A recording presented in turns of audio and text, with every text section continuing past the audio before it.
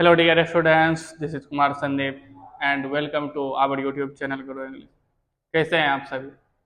I hope कि आप लोग अच्छे होंगे और आप लोगों की प्रिपरेशन भी बेहतर चल रही होगी। तो चलिए इसी बेहतर को बेहतरीन बनाने के लिए मैं आपके साथ YouTube के माध्यम से आपसे जुड़ा हुआ हूँ।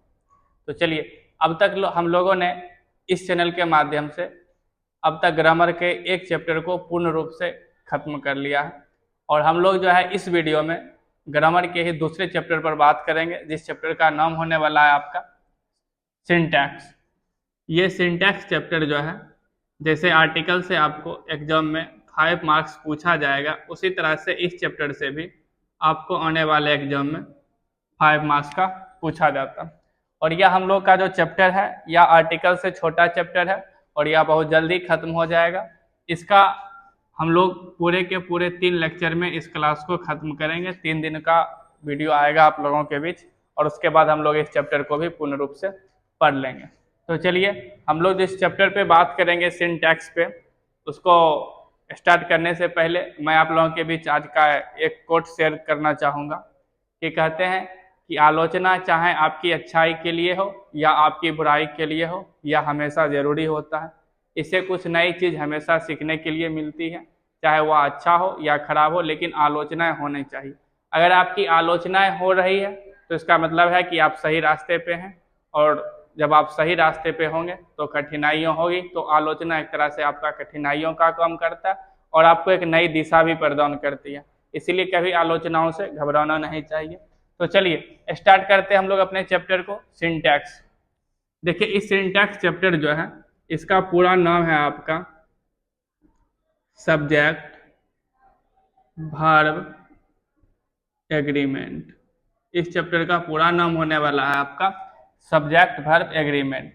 आपको पता है जैसे सब्जेक्ट का मतलब तो एक विषय भी होता है और एक सब्जेक्ट का मतलब होता है आपका कर्ता, और वर्ब को हिंदी में हम लोग बोलते हैं क्रिया, और एग्रीमेंट का मतलब होता है सहमति।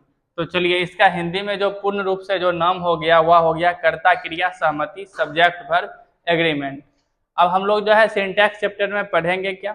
इस चैप्टर में हम लोग पढ़ते हैं हमारा जो ये सब्जेक्ट है और या वर्ब जो है इसके रिलेशनशिप को हम लोग पढ़ते हैं कि कहाँ पे हम लोगों को सिंगुलर का यूज करना है और कहाँ पे हम लोगों को प्लूरल का यूज करना है। इस पूरे चैप्टर में सिंटैक्स में जो है हम लोगों को यही पढ़ना है कि सिंटैक्स में जो है कहाँ पे आपका ये सब्जेक्ट के साथ कहाँ पे सिंगुलर का यूज किया जाएगा, सिंगुलर वर्ब लगाया जाएगा, और कहाँ पर प्लूरल वर्ब लगाया जाएगा। इस चैप्टर में हम लोगों को यही पढ़ना। तो चलिए सब्जेक्ट वर्ब एग्रीमेंट जो होता है इसका कुछ डिफिनेशन है। डिफिनेशन क्या है कि यह जो है इंग्लिश ग्रामर का वह ब्रांच है, ये जो है इंग्लिश ग्रामर का एक ब्रांच है जिसको हम लोग शाखा भी कहते हैं, जिसके अंतर्गत हम लोग पढ़ते हैं सेंटेंस के बारे में और इट्स फॉर्मेशन के बारे में। तो इसका डिफिनेशन ये हो गया कि syntax is the branch of English grammar in which we study about sentence and its formation। That means syntax जो है अंग्रेजी व्याकरण की वह शाखा है जिसके अंतर्गत हम लोग किस चीज़ के बारे में पढ़ते हैं, सेंटेंस और इसके फॉर्मेशन के बारे में। इसका डिफिनेशन ये फिर से बोलना है हम लोगों को कि syntax is the branch of English grammar in which we study about sentence and its formation.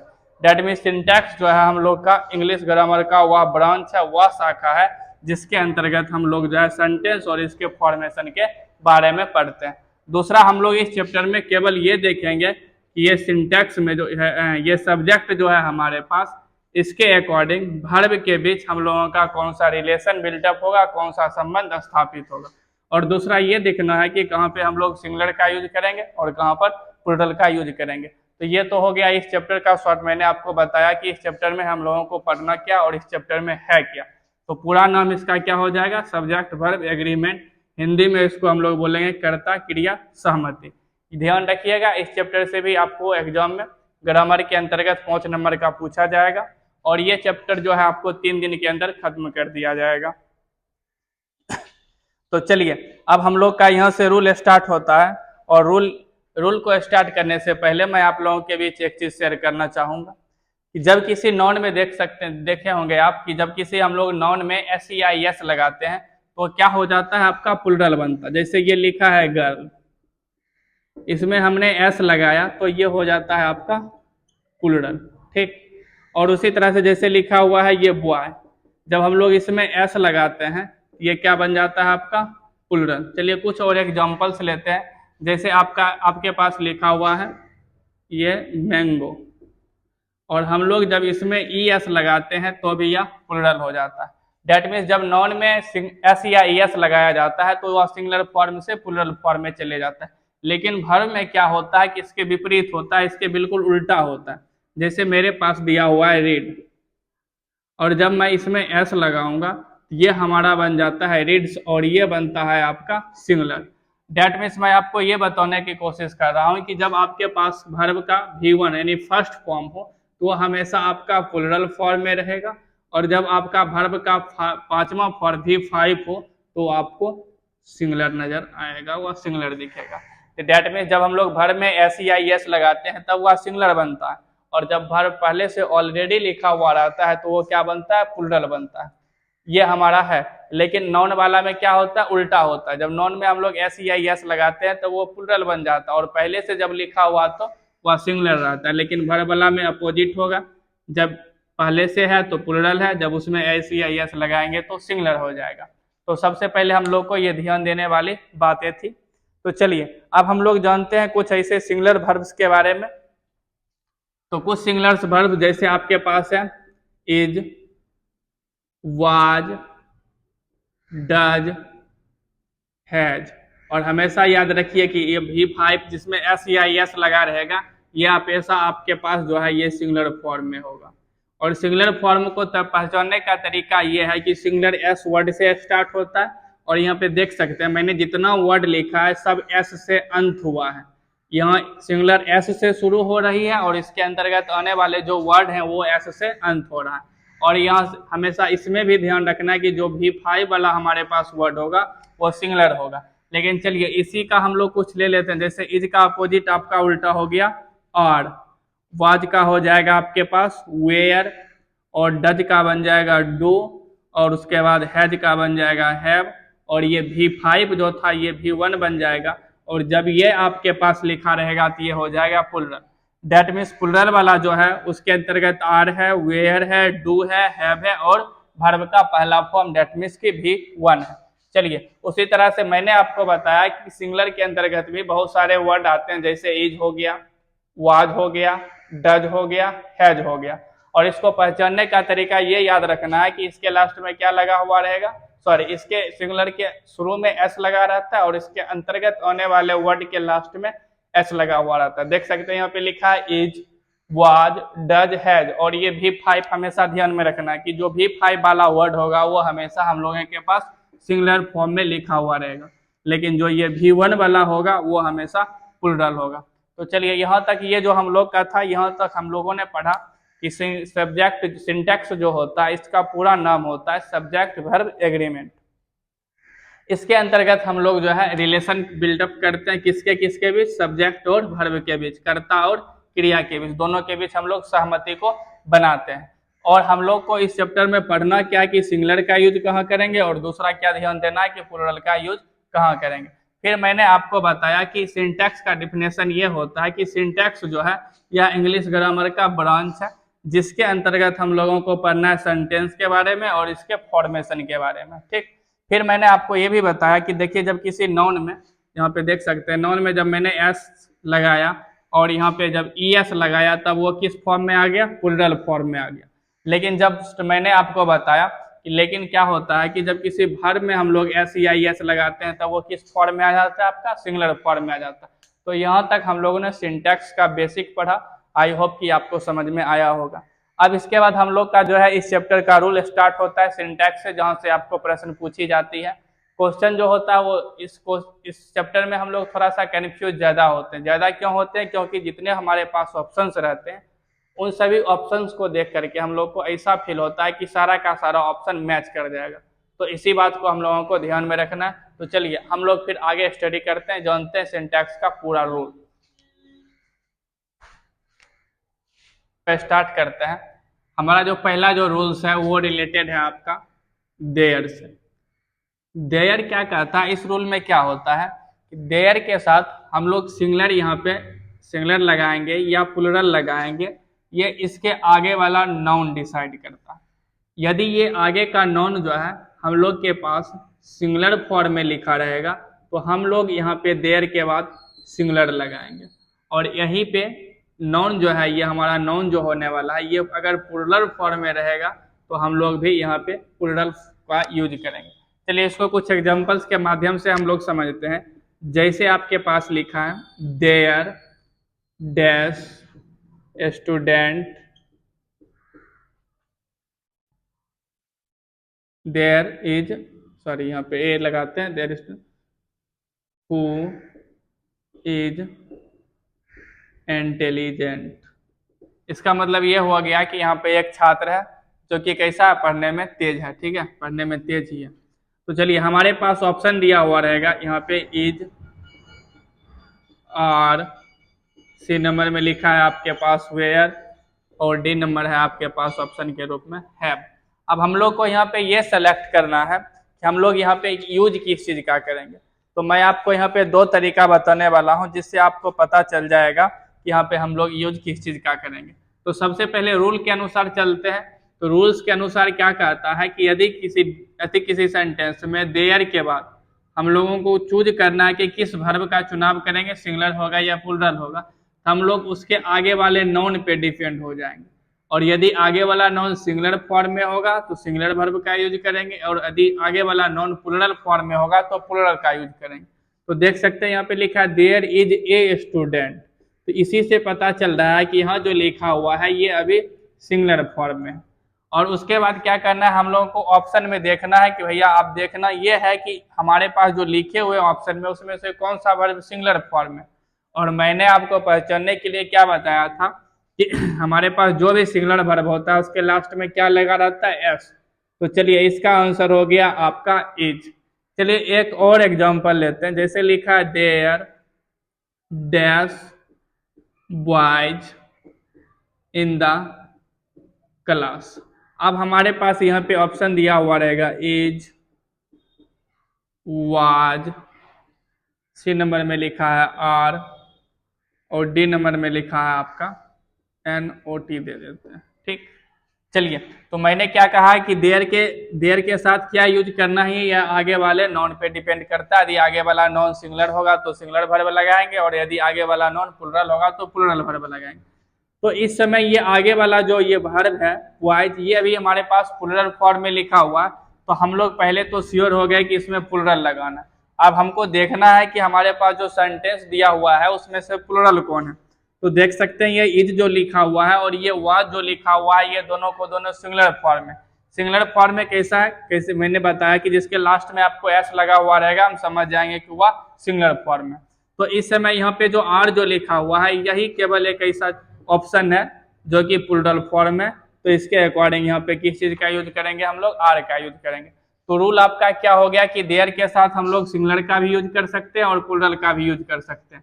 Singular का यूज तब करना है जब आगे वाला नॉन सिंगुलर फॉर्म में, और जब प्लूरल का यूज तब करना है जब आगे वाला नॉन प्लूरल फॉर्म में। डेट मीन्स यह हमेशा अपने आगे वाले नॉन पे डिपेंड करेगा। तो ये हमारा हो गया पहला रूल जो कि रिलेटेड किससे था, देयर से था। तो चलिए अब हम लोग जो है दूसरे रूल पे चलते हैं। दूसरा जो रूल होने वाला है वह थोड़ा सा बड़ा है क्योंकि इससे बहुत सारे सेंटेंसेस बन सकते हैं।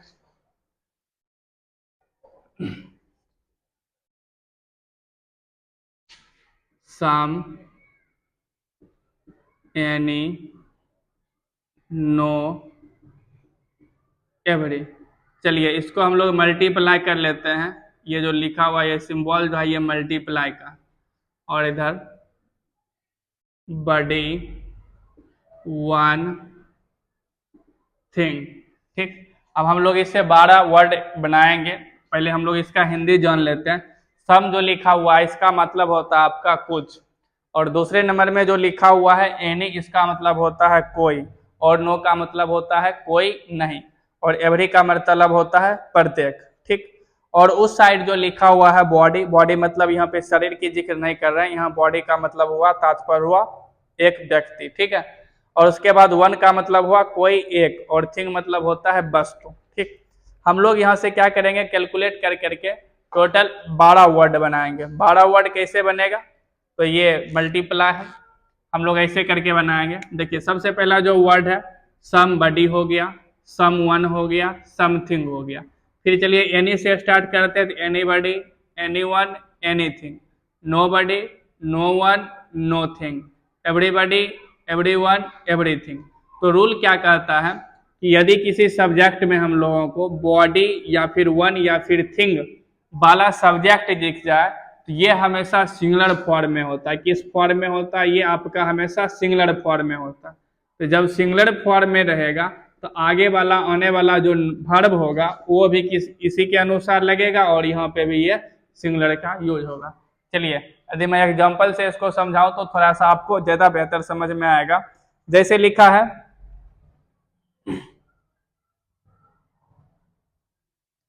जैसे एग्जांपल लेते हैं, लिखा है everybody dash ready for prayer. चलिए तो यहाँ पे सिलेक्ट करना है कि हम लोग को इज लगाना है या फिर आर लगाना। दूसरा एक और एग्जांपल ले लेते हैं। अब यहाँ से something dash not fine was were. चलिए और कुछ एग्जांपल्स ले लेते हैं। Nobody is present here. इसमें आपके पास ऑप्शन है इज और आर। तो रूल में क्या कहा गया है कि देखिए जब हमारे पास कोई सब्जेक्ट रहेगा तो सबसे पहले हम लोग इस सब्जेक्ट पर ध्यान देंगे। और रूल में कह रहा है कि यदि किसी सब्जेक्ट के अंत में बॉडी वन या थिंग लिखा हुआ रहेगा, जैसे ये ऊपर आपके पास बॉडी लिखा है, नीचे थिंग है और इसमें भी बॉडी लगा हुआ है। कह रहा है कि बॉडी वन थिंग वाले जितने भी वर्ड होते हैं वो सारे के सारे किस फॉर्म में होते हैं, सिंगुलर फॉर्म में होते हैं। और जब कहीं सिंगुलर फॉर्म में रहेगा तो उसके साथ हम लोग हमेशा सिंगुलर वर्ब का यूज करते हैं, और जब प्लूरल फॉर्म में रहता है तो हम लोग यहाँ पे प्लूरल वर्ब का यूज करते हैं। ये सारा का सारा जो 12 वर्ड मैंने बताया है वो सारा का सारा सिंगुलर फॉर्म में है, तो इसीलिए हम लोग यहाँ पे किस चीज का यूज करेंगे, सिंगुलर वर्ब का यूज करेंगे। यहाँ पे क्या हो जाएगा, इज हो जाएगा, और इसी तरह से यहाँ पे क्या हो जाएगा आपका, वाज हो जाएगा, और तीसरा यहाँ पे हम लोग लगाएंगे इज। तो रूल क्या कहा कि बॉडी वन थिंग वाले जितने भी शब्द होते हैं वो हमेशा सिंगुलर फॉर्म में होते हैं, और इनके साथ हमेशा किस वर्ब का प्रयोग किया जाता है, सिंगुलर वर्ब का प्रयोग किया जाता है। आपको ये रूल को ध्यान में रखना है। ध्यान में इसीलिए रखना है कि क्योंकि थोड़ा सा ये कंफ्यूज होने वाला है। एक रूल ऐसा ही है जो कि थोड़ा सा इससे ही रिलेटेड है, और उसमें भी कुछ ऐसा ही होता है। तो चलिए उस रूल को भी हम लोग जस्ट पढ़ लेते हैं ताकि हम लोग कंफ्यूज नहीं करें। हमारे पास कुछ एडजेक्टिव्स दिए हुए रहते हैं, हमारे पास कुछ क्या दिए हुए रहते हैं, एडजेक्टिव। और उस एडजेक्टिव में क्या होता है आपके पास, उस एडजेक्टिव के बाद आप लोगों को सेलेक्ट करना रहता है कि आप लोग उसके बाद किस वर्ब का चयन करेंगे। इस एडजेक्टिव को याद करने के लिए एक ट्रिक है आपका, NAM, SAM। चलिए इस वर्ड को थोड़ा सा हम लोग एक्सप्लेन करते हैं कि ये पूरा का पूरा लिखा हुआ क्या है। N मतलब हो गया आपका नो, A मतलब हो गया आपका एनी, और M का मतलब हो गया मेनी। उधर जो S लिखा हुआ है आपका उसका मतलब हो गया सम, ऑल, और एक और M जो है इसका मतलब आपका लिखा हुआ है मोस्ट। ठीक, देखिए जब इसके बाद कोई आपके पास नाउन रहेगा, ठीक, जब इसके बाद आपके पास कोई नाउन रहेगा और आपको चूज करना है कि आगे में जो वर्ब होगा वो सिंगुलर होगा या प्लूरल होगा, तो इस समय हम लोग इस नाउन के अकॉर्डिंग चलेंगे। यदि यहाँ पर हमारा नाउन जो है सिंगुलर फॉर्म में होगा तो हम लोग वर्ब का चयन भी किसके अनुसार करेंगे, सिंगुलर। अगर नाउन सिंगुलर फॉर्म में होगा तो वर्ब भी हम लोग सिंगुलर लगाएंगे, और यदि हमारा यह नाउन जो है प्लूरल फॉर्म में होगा तो इसके अकॉर्डिंग हम लोग यहाँ पर प्लूरल वर्ब का ही यूज करेंगे। चलिए कुछ एग्जांपल्स को लेते हैं, उसके बाद जाकर के आई होप कि आप लोग बेटर समझ पाएंगे। जैसे लिखा है आपका most of the students dash present today. हमारे पास यहाँ पे है ऑप्शन इज आर। तो मैंने रूल में आपको क्या बताया कि सबसे पहले हम लोग को ये इस एडजेक्टिव पे ध्यान देना है। कौन सा एडजेक्टिव, इसको याद करने का मैंने आपको ट्रिक बताया है, NAM, SAM। No, any, many, some, all, most. तो चलिए हमारे पास यहाँ इसी ऑप्शन में से एक मोस्ट मिल गया है। और इसके बाद वाला जो नाउन है, डेट मीन्स यहाँ पे जो ये स्टूडेंट्स लिखा हुआ है, आप देख सकते हैं कि ये जो है आपका प्लूरल फॉर्म है। तो जो ही इसी नाउन पे हम लोग डिपेंड है, तो यदि ये नाउन हम लोग का प्लूरल फॉर्म में है तो हम लोग वर्ब का भी यूज प्लूरल ही करेंगे। और यदि इसी में हम लोगों के यहाँ पे लिखा हुआ रहता है सिर्फ स्टूडेंट, तब हम लोग सिंगुलर वर्ब का यूज करते हैं। यहाँ पे अब हमारे पास प्लूरल नाउन लिखा हुआ है, तो हम लोग ऑप्शन में भी जाकर के प्लूरल वर्ब खोजेंगे और यहाँ पर हो जाएगा आपका क्या चीज, ऑप्शन में जो आर जो लिखा हुआ है वो आपका सही हो जाएगा। चलिए एक और एग्जांपल लेते हैं। जैसे लिखा है most of the student dash pass in the exam. इस समय आपके पास ऑप्शन है वाज और वेयर का। तो फिर देखिए उसी को हम लोग फॉलो करेंगे। तो मोस्ट लिखा हुआ है तो इसमें भी हम लोग को चलना है नाउन के अकॉर्डिंग। और यहाँ पे ये नाउन जो लिखा हुआ है ये नाउन आपका है सिंगुलर फॉर्म में। तो जब सिंगुलर फॉर्म में रहेगा और हम लोग फुल्ली इसी पे डिपेंड है, तो हम यदि यहाँ पे ये सिंगुलर फॉर्म में लिखा हुआ, जब सिंगुलर फॉर्म में लिखा हुआ है तो वर्ब का चयन भी हम लोग सिंगुलर वाला ही करेंगे। और ऊपर में जैसे वर्ब प्लूरल फॉर्म में था तो हमने प्लूरल वर्ब को लिया था। तो अभी हमारे पास जो नाउन जो दिया हुआ है या सिंगुलर फॉर्म में है, तो इस अकॉर्डिंग से यहाँ पे हम लोग का क्या सही हो जाएगा, वाज सही हो जाएगा। तो अब तक हम लोगों ने 3 रूल को पढ़ा है, 2 और रूल को हम लोग जो है अभी और देखेंगे। उसके बाद जाकर के हमारा पार्ट 2 सेकेंड जो वीडियो होगा वो आएगा। तो चलिए अगला जो रूल है हम लोग का ये एडजेक्टिव से रिलेटेड होने वाला है। और इस एडजेक्टिव के रूल में क्या कहता है कि यदि किसी एडजेक्टिव से उसके पूरे समूह का बोध हो जाता है, जैसे आपका लिखा हुआ रहेगा पुअर, रिच, ब्लाइंड, डीप, तो उस समय यदि इसके पूरे समूह का बोध हो जाएगा तो इसके साथ हमेशा हम लोग क्या लगाएंगे, प्लूरल वर्ब। जैसे लिखा हुआ है the poor note help us. Option है आपके पास डू और डज। इसका मतलब हुआ कि गरीब लोग जो है हम लोग का मदद नहीं कर सकते। तो ये आपके पास जो डू और डज जो लिखा हुआ है, इसमें हम लोग को क्या देखना है कि सिंगुलर का यूज करेंगे कि प्लूरल का यूज करेंगे।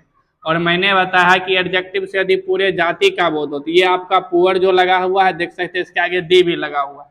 इस समय इसके पूरे जाति का बोध हो रहा है, तो इस स्थिति में हम क्या करेंगे, हमेशा किस चीज का यूज करेंगे, प्लूरल का। और इस समय हमारे पास ये डू और डज जो लिखा हुआ है, इसमें ये डू जो लिखा हुआ है ये किस फॉर्म में है, प्लूरल फॉर्म में है।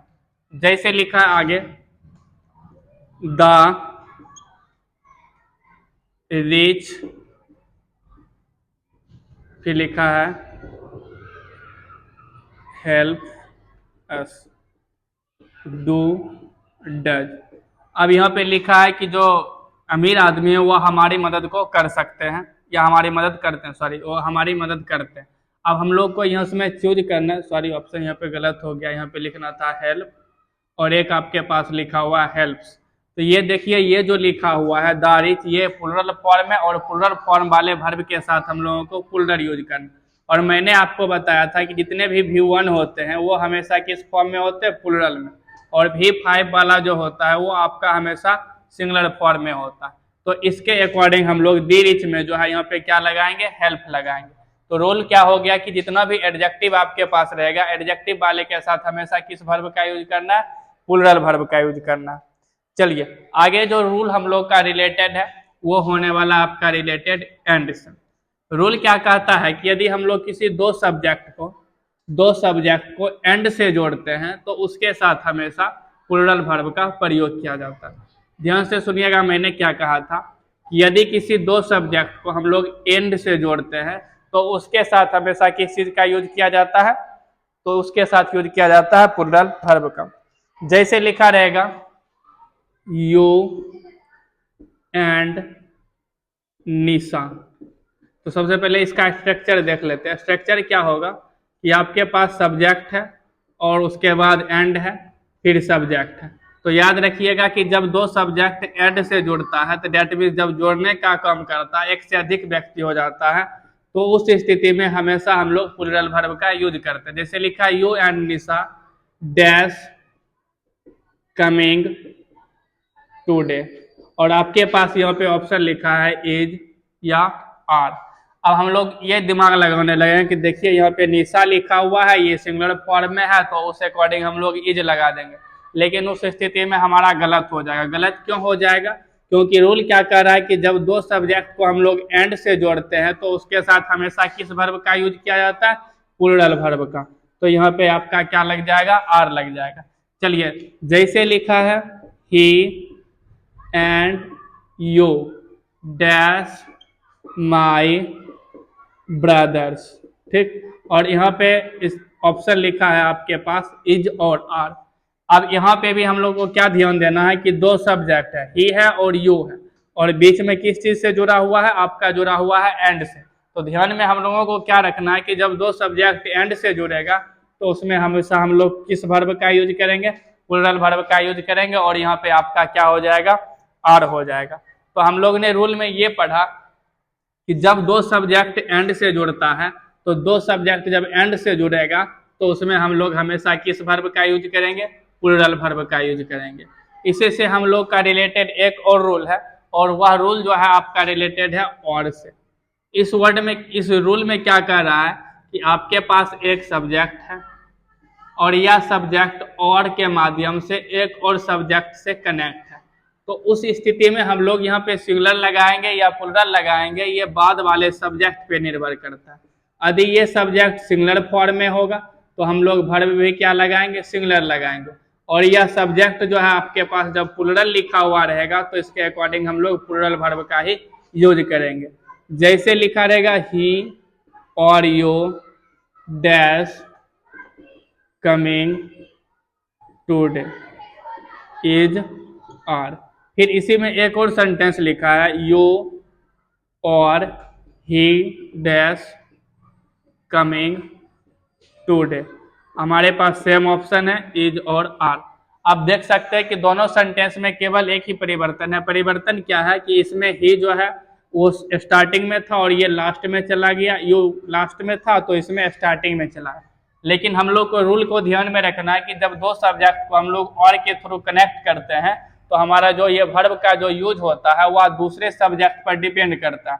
यदि यहाँ का सब्जेक्ट सिंगुलर वर्ब रहेगा, सॉरी सिंगुलर फॉर्म में रहेगा, तो हम लोग यहाँ पर सिंगुलर वर्ब का यूज करेंगे, और यही सब्जेक्ट हम लोग का प्लूरल फॉर्म में रहेगा तो यहाँ पे हम लोग प्लूरल वर्ब का यूज करेंगे। जैसे यहाँ ऊपर वाले में मेरे पास जो सब्जेक्ट लिखा है यू, ये मेरे पास प्लूरल फॉर्म में लिखा हुआ, इसीलिए इसमें क्या लग जाएगा? आर लग जाएगा। क्योंकि रूल क्या कहता है कि और वाले में दूसरे सब्जेक्ट के अनुसार वर्ब का चयन करना है, सिलेक्शन करना है। चलिए, दूसरा इसी का एग्जांपल है। इसमें थोड़ा सा उल्टा हो गया, ही को मैंने बाद में लिख दिया। तो इसमें क्या करना है कि रूल के अकॉर्डिंग चलना है, और के बाद जो सब्जेक्ट होगा उसके अकॉर्डिंग हम लोग वर्ब का चयन करेंगे। तो यहाँ पे ही जो है, इसीलिए इसके अकॉर्डिंग यहाँ पर क्या लग जाएगा? इज, और यहाँ पर आर। तो आपने क्या देखा कि और में मैंने थोड़ा सा परिवर्तन किया, सिर्फ सब्जेक्ट को अलट पलट किया, तो उसके बाद जाकर के जो हमने वर्ब लगाया उसमें परिवर्तन हो गया। इसीलिए हम लोगों को हमेशा ध्यान में रखना है कि जब कोई सेंटेंस और से कनेक्ट होता है तो सब वर्ब का चयन हमेशा दूसरे सब्जेक्ट के अनुसार होता है। तो चलिए, आज के क्लास में हम लोगों ने लगभग 5 रूल को पढ़ा है, और इस चैप्टर का मैंने आपको शुरू में ही बताया था कि 3 लेक्चर आपको मिलेंगे। बाकी का रूल हम लोग 2 और अन्य क्लास में देखेंगे। मिलते हैं हम लोग अगले क्लास में, तब तक के लिए बहुत बहुत धन्यवाद।